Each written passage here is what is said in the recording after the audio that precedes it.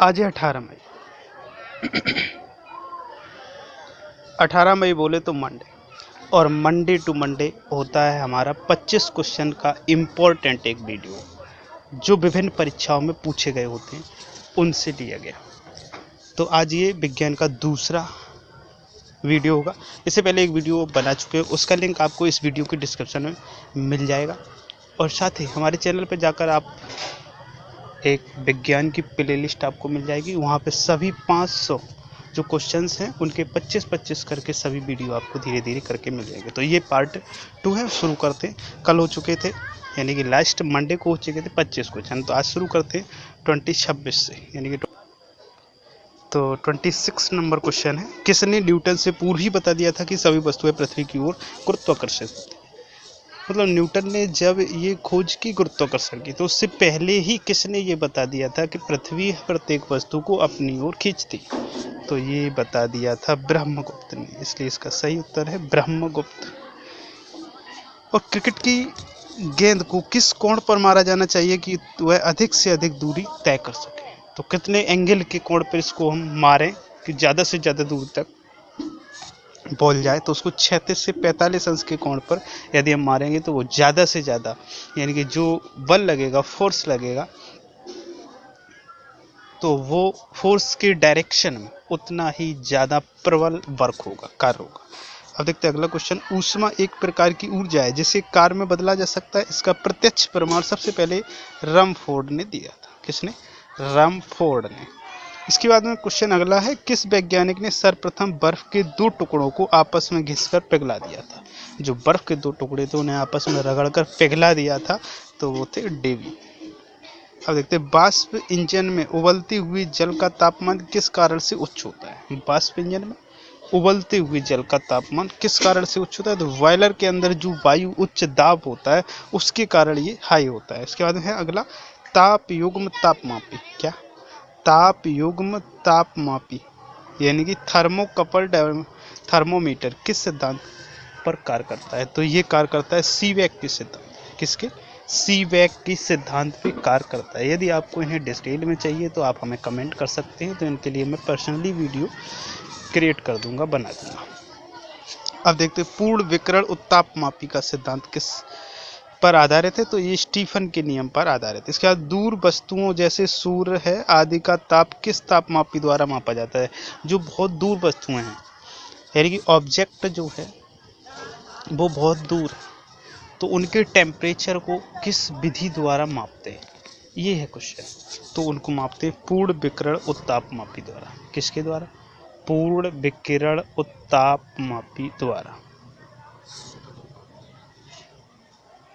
अब आगे देखते हैं 34th का। तो जो 34th क्वेश्चन है वो है, किस तापमान होने पर पाठ्यांक सेल्सियस और डिग्री फ़ारेनहाइट तापमान दोनों में एक ही होता है? यानी कि वो कौन सा टेम्परेचर है जिस पर डिग्री फ़ारेनहाइट और डिग्री सेल्सियस दोनों बराबर होते हैं? तो वो है -40 डिग्री। कितना? -40 डिग्री। इसका अगला है, सेल्सियस पैमाने पर 0 डिग्री फ़ारेनहाइट स्केल के कितने डिग्री के बराबर होता है? तो ये होता है -32 डिग्री के। मानव शरीर का तापमान 98.6 डिग्री फ़ारेनहाइट होता है। सेल्सियस स्केल पर इसका तापमान कितना होता है? 37 डिग्री सेंटीग्रेड। कितना? 37 डिग्री सेंटीग्रेड। अति लघु समय अंतरालों में सही माप के लिए किसका प्रयोग किया जाता है? तो ये परमाणु घड़ियाँ होती हैं, उनका उपयोग लघु समय अंतरालों को बहुत सही नापने के लिए प्रयोग किया जाता है। अब देखते हैं अगला क्वेश्चन आज का 38। एक मनुष्य का तापक्रम 60 डिग्री सेंटीग्रेड है, तो उसका तापक्रम फ़ारेनहाइट में चेंज करना है। तो 60 डिग्री का फ़ारेनहाइट में जो टेम्परेचर बनेगा वो 140 डिग्री फ़ारेनहाइट बनेगा। इसके बाद, पानी का घनत्व किस ताप पर अधिकतम होता है? तो ये होता है 4 डिग्री सेंटीग्रेड पर। पानी का जो घनत्व है, डेंसिटी, वो सबसे ज़्यादा होती है। आगे देखते हैं, साइकिल के ट्यूब अधिकांशतः गर्मी में क्यों फटते हैं? तो साइकिल के जो ट्यूब होते हैं वो अधिकांशतः गर्मी में फट जाते हैं। क्यों फट जाते हैं? तो गर्मी के कारण ट्यूब फट जाते हैं, क्योंकि जो ऊपर से उनका गर्मी के कारण प्रसार होता है और अंदर हवा ठंडी रहती है, जिस कारण से उनके जो दाबांतर होता है, उनका जो तापांतर होता है, उसके कारण ये फट जाते हैं।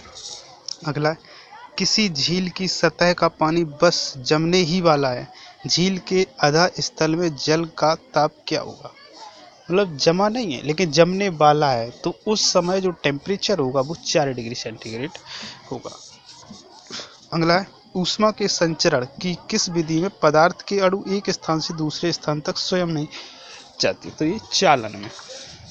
जो चालन होता है उसमें जो अणु हैं वो एक स्थान से दूसरे स्थान पर नहीं जाते हैं, लेकिन अपने ही स्थान पर वो एक दूसरे अणुओं को ऊर्जा का स्थानांतरण करते रहते हैं।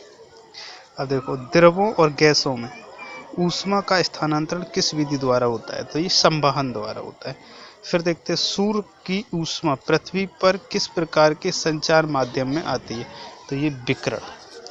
जो सूर्य की ऊष्मा है वो पृथ्वी पर विकिरण के माध्यम से आती है।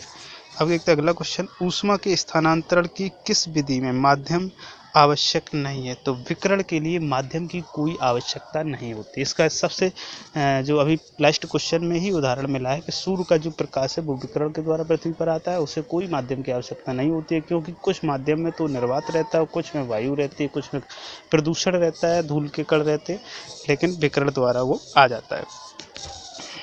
अब देखते हैं आज का नेक्स्ट क्वेश्चन, ऊष्मा संचरण की वह विधि जिसमें माध्यम के कण गति नहीं करते हैं, तो वह कौन सी विधि है? तो यह है विकिरण विधि। इसमें ऊष्मा संचरण की विधि है, इसमें गति नहीं करते कण इसके माध्यम के। अगला क्वेश्चन है, आणविक संगठन के द्वारा ऊष्मा का संप्रेषण क्या कहलाता है? तो ये संवहन कहलाता है। क्या कहलाता है? संवहन।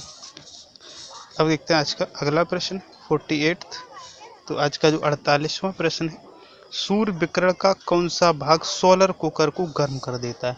तो सूर्य विकिरण जो होता है उसका कौन सा भाग है जो सोलर को गर्म कर देता है? तो वह अवरक्त किरण। कौन सी किरण है? अवरक्त किरण, जो लाल कलर की होती हैं, वो इसे गर्म कर देती हैं, हीट कर देती हैं। अब देखते हैं, धूप से बचने के लिए छाते का रंग संयोजन किस सिली का होना चाहिए? तो छाता जो होता है उससे धूप से बचने के लिए ऊपर जो है वाइट होना चाहिए, अंदर साइड ब्लैक होना चाहिए। तो ऊपर सफ़ेद और नीचे काला होना चाहिए। या तो 50 आज का लास्ट क्वेश्चन है, किस विधि से ऊष्मा स्थानांतरण को न्यूनतम करने के लिए थर्मस फ्लास्क की दीवारों पर कलई की जाती है? तो इसका सही उत्तर है विकिरण। तो आज के प्रश्न 25 पूरे हुए। अब अगले मंडे के लिए फिर से वेट करिएगा। 25 क्वेश्चन आपको परीक्षा उपयोगी मिलेंगे, जो 51 से लेके आगे 75 तक मिलेंगे। थैंक यू इस वीडियो को पूरा देखने के लिए। बहुत बहुत धन्यवाद।